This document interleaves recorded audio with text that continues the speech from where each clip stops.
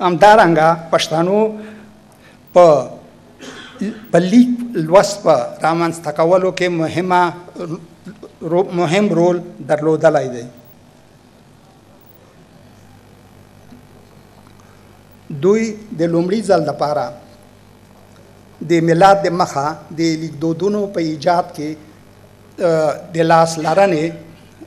په هکله پیاوړي او تکړه خلک معرفي شوي دي. په دې لیکدودونو کې مهم لیکدودونه یې د مثال په توګه لکه میخمرای لیکدود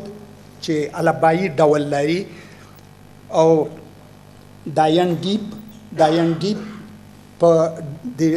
دینی لیکدود ته وایي چې په څه شي کې به ډوب کېدل یا ډوبېدلو ته به ویل کېده. دا لیکدود په پښتنو منځته راوړی دی او په بلخ کې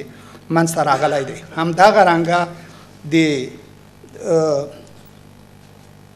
چې دا لیکدود په ډیر بشپړ او د نورو نه ډیر ښه لیکدود بلل شوی دی. بل لیکدود د باختري لیکدود په نوم باندې مشهور دی یا د پښتونځایي لیکدود په نوم باندې چې هغه هم په افغانستان کې منځته راغلی دی او د یوناني د لاتینی لیکدودونو سره ډیر ورته والی لري. د ځنې دا کسانو چې فکر یې کولو چې د دا لیکدودونه د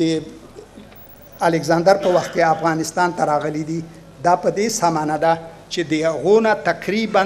200 کاله د مخه افغاني لودیانو پر یونان باندې واکمني کړې ده چې زموږ په تاریخ کې دا نه ده یاده شوې او هغوی ځانګړی لیکدود درلوده چې تر اوسه پورې ډبرلیکونه موجود دي او هغه تر اوسه پورې زموږ په تاریخ کې هیڅ خبره په هغو باندې نشته. بل مهم لیکدود چې موږ درلوده هغه د سمکړې ده د پاره و سمکړې ده او سانسکریت ورته ویل کیږي چې سانسکریت په اصل کې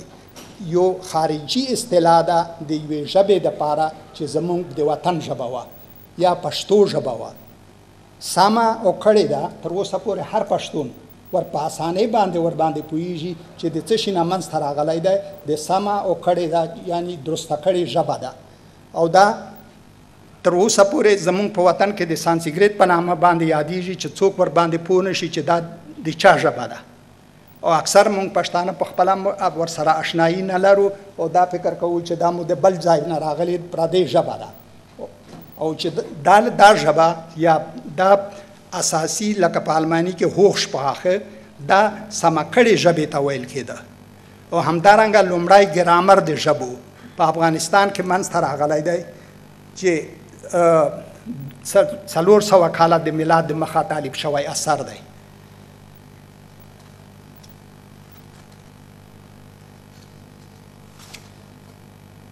نو دې خاطره ځنې نور زیات علمی ایجادونه او اختراعات په افغانستان کې منځته راغلي دي چې زه نه غواړم چې په هغو باندې که ډېر بحث وشي موضوع به ډېره اوږده شي. له دې کبله دې علمي او هنري اثارو په اساس و چې بلخ ته د علومو یونانیانو د علومو ګنبده ویله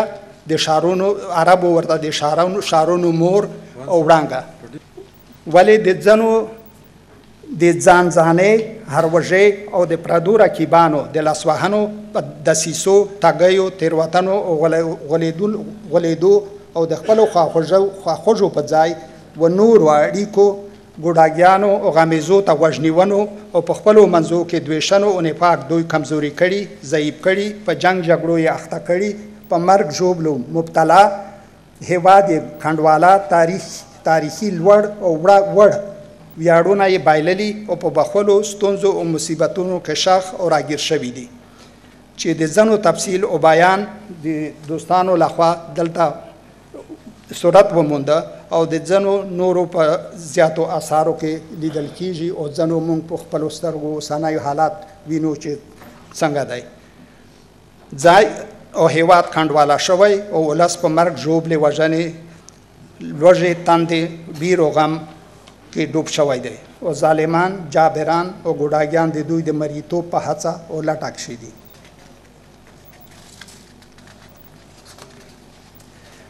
د ورانیو ستونزو بخولو او غمونو لړۍ ډېره اوږده چې مفصلې څېړنې او بحثونه ایجابوي، ولې دلته د زیاتو تفصیلاتو ډاډه کیږي. خو د حل خلاصون او عملی لار نه امیدي، سستی، دویشنه، سرټیټیا نه دي، بلکې پوهه، د ښو او بدو سم تفکیک، هوډمني، رشني، عدالت، یووالی، د خپلواکۍ د خاورې د بشپړتیا، ولسواکۍ، قانونیت او مشروعیت څخه دفاع، ملاتړ، فعالیت او حرکت دي. که مرام مو شپتمن ویاړلی ژوند وي، که مرام مو شپتمن ویاړلی ژوند وي، د نفاق غمیزیتوب نه ځان ساتل کړئ، د نفاق غمیزیتوب نه ځان ساتل کړئ. په جهل ناپوهۍ کښې مو خطر وینم پښتونه، په جهل ناپوهۍ کښې مو خطر وینم پښتونه، څو مو وس وي هنرپوهه زده کول کړئ. نو ټولو رشنو انسانانو او سپېڅلو افغانانو ته ښایي چې راویښ شي، بیدار شي، راټول شي، په علم او هنر پسې شي، د عدالت په خوا شي او خپل وجدان او ضمیر پاک وساتي او ولس، هیواد، کورنۍ او ځان ته د خدمت مصدر شي او د بشر دوستۍ، انساني کرامت او د بشر د حقوقو په درناوي، ساتنې او غښتلتوب کې فعاله برخه واخلي. تشکر ستاسو د اورېدو نه.